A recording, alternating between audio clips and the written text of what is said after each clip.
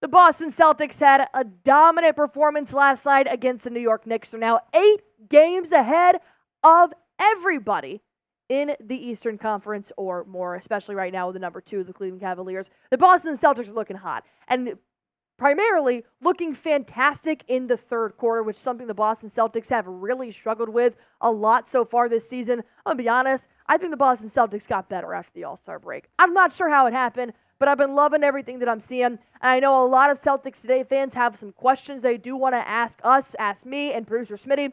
That's exactly what we're going to get into on today's show. Welcome to Celtics Today by Chat Sports. I am your host, Allie Barefoot, and the Celtics beat the Knicks last night, 116-102. No, they were not fully healthy. No Julius Randle, no OG Anunoby, but there were so many things the Boston Celtics did right, which makes me feel like, yes, Julius Randle and OG Anunoby would have made a difference, but the Celtics are looking so good. They are a little bit worrying me on the defensive and offensive side of rebounding, but, that'll come.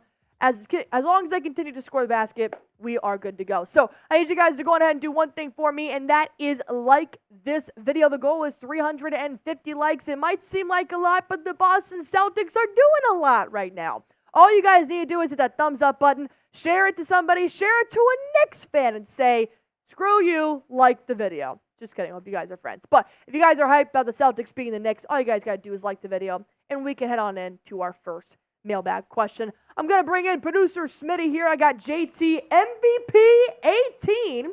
Hashtag Celtics. Do the Knicks scare you in a 7-game series? Smitty, you want to take this one?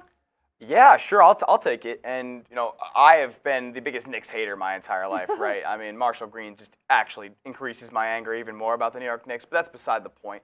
Just cook the Knicks, albeit not at full strength. The full strength Knicks, they might scare me in a 7-game series because they can defend like a pack of wolves. When they get OG and Anunoby back, they have a great wing depth there with him, Bojan Bogdanovic, Josh Hart. I mean, just guys who can really play a lot of different roles for that New York Knicks roster. And then obviously a big-time shot maker in Jaylen Brown. Once they get Julius Randle back, another big-time shot maker for this roster. So as far as all teams playing in the Eastern Conference right now, I think the Knicks scare me the most.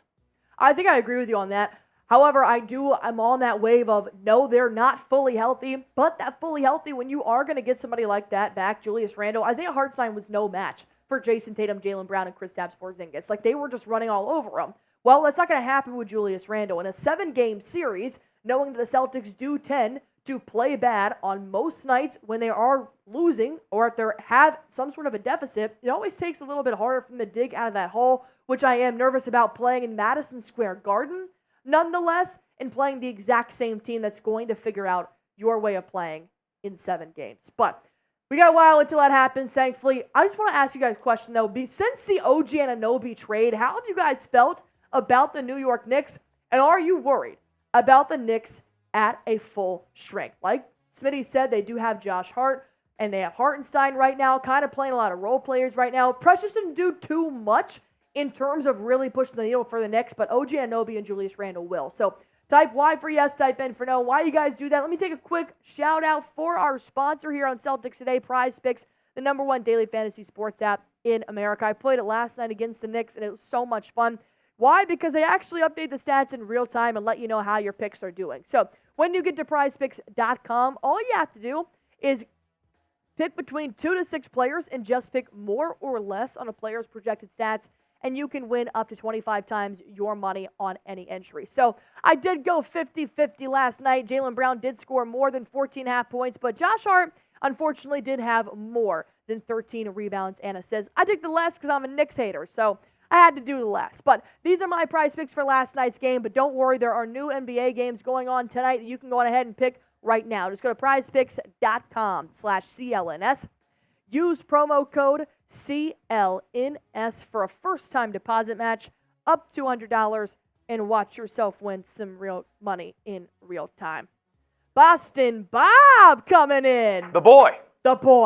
Hashtag Celtics will 9 make the all-defensive team again. I don't see why not. I don't have the stats right here in front of me, but in the way that he's playing night in and night out, the duo of the backcourt of Jrue Holiday and Derrick White, the amount of blocks this guard has is insane. Yeah. Maybe not so much up there on the rebounding front, but the blocks and the steals always stands out to me when I talk about defensive Derrick White. Absolutely. I mean, Derrick White, one of the best point-of-attack defenders in the NBA. He's got a long wingspan. He can switch on multiple positions. And you mentioned his blocks. He actually is so far ahead of every player in the NBA at his position as far as registering blocks. He's not even in the same stratosphere. He almost doesn't even fit on the graph that I was looking at earlier today. It's astronomical what he's been able to do on the defensive end for this team. If he doesn't make the all-defensive team, I think it's an absolute crime. I completely agree with you there. Here's the thing, too, and I'm just going to point this out, is that I never really have to worry about Derrick White being in foul trouble. He plays defense smartly, which makes me so happy that when I do watch Kristaps Porzingis have 3 fouls in the paint, it scares me moving forward in the game. But Derrick White does it so effortlessly and so seamlessly, I never have to worry about, here we go again. Derrick White's playing defense chippy. He's going to foul out. So I like the way how he does it so smart as well. Absolutely. Let's move on to the next question. Shamari Savage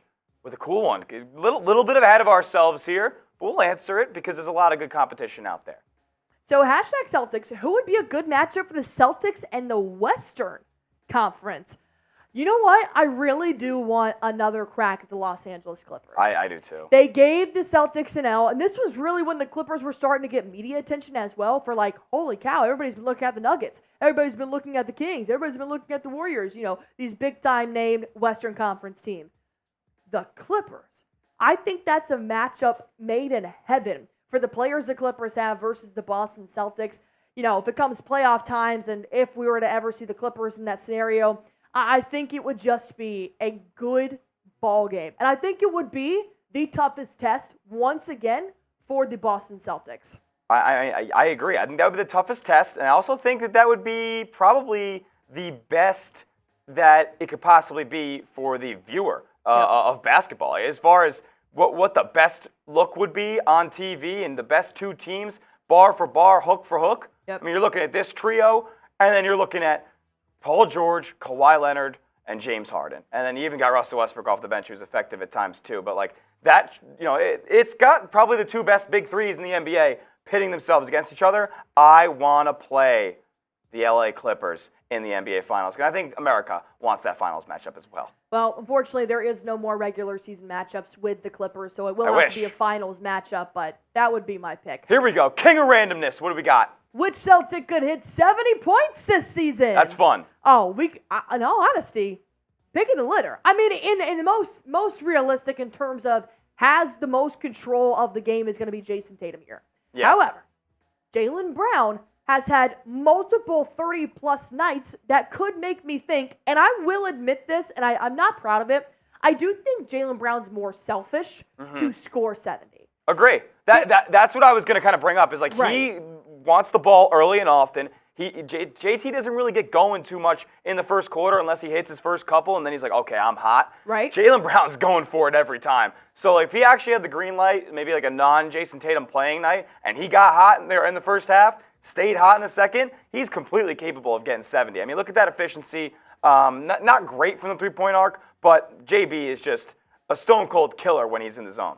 I'm not going to say it would have happened, but the other night when Jayson Tatum did have 31 points in the first half and then scored 10 in the second half, that was more of a, we just needed to win. There was no need for me to throw off the offensive rhythm to score 70. I'm not going to say it was going to happen that night. It could have if Jayson Tatum had played selfishly and gone that way. So I think the ego-wise, Jaylen Brown would be the person to do it, but I also don't think Jaylen Brown has that big of an ego to push himself to really throw off the rhythm here. But that is a very good question. Good question. They're both capable of doing it, though. Speaking of JT, can he be a top 3 Celtic ever? Good question, Noah Rubin. There's a lot of things that need to occur. Probably needs to get some hardware of his own, i.e. Larry Bird, Bill Russell. I mean, those guys have it. Paul Pierce, Havlicek, you're probably arguably 3-4. You probably go Pierce because of recency. But Jay's got to get in. One, the championship is mandatory. The championship is absolutely mandatory for Jayson Tatum to go on the Mount Rushmore, let alone top 3. And he understands that, like we've mentioned in the past. He's on the trajectory to do it. He's got the most playoff points of anybody his age. He's scored the most points since he's entered the league. Yep. He is a killer. And once he gets that chip, that monkey off his back, it's going to be smooth sailing. I think it's going to be a lot more winning where that came from. What's also really cool, too, is that, like, he's 25, right? And if it's not this year, as much as I wish it wouldn't be, Jayson Tatum still has time in order to get that hardware. But it's just a sense of Jayson Tatum already has the mindset of winning a championship at some point in his career. And I think his best shot is going to be in Boston, so why not do it this year? I agree. And he's 25, dude. Like, you really have to think about that. I'm 25, and I guarantee you I'm not winning an NBA Finals anytime soon.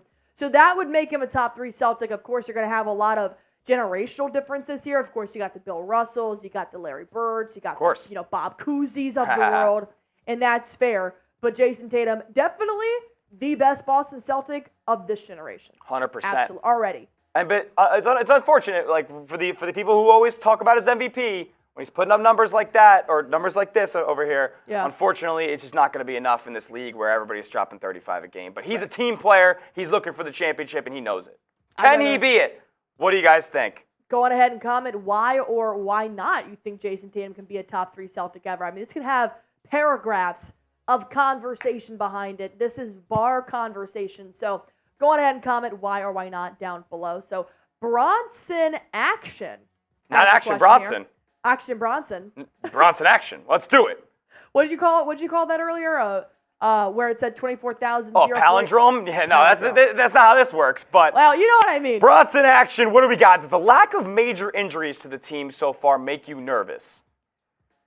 There's one guy who definitely makes me a little nervous when it comes to this. I think not nervous, superstitious maybe.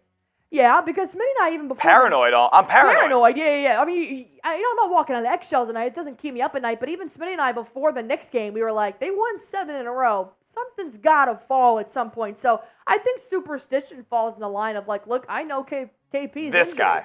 I know his injury history here. However, I do think that he's never been in a system like this before where he gets as much rest as he possibly can, having an Al Horford, having a Luke Cornett, and having now an Xavier Tillman. So Kristaps Porzingis is not the star of the team. He doesn't need to be. He can be, which is what he was in Washington. But because there's so many stars on the team, he can take a night to rest. And I think that will help Kristaps Porzingis just overall be healthier. I agree. It's just going to be scary when it comes to when he's going to be essentially mandatory playing every 2 days for what could be like a 2.5-month stretch there in the NBA playoffs. He's never really done it before. Only time's going to tell if his body can handle it. We got time for one more here, and we're going to go back to the Boston Bob. Celtics think we need to close the gap at all between shooting 2s and 3s? Missoula Ball says no. I mean, the offense is not designed to close that gap for sure. It really isn't. No, you're right. But it's also, when you look at the points in the paint night in and night out, it's a lot more than people actually do think. So, no, I don't think there's a big gap. I mean, yes, for example, they beat the Knicks primarily making their 3-point shots and separating themselves in the box score. And that's fair. That's what they should do if it's working.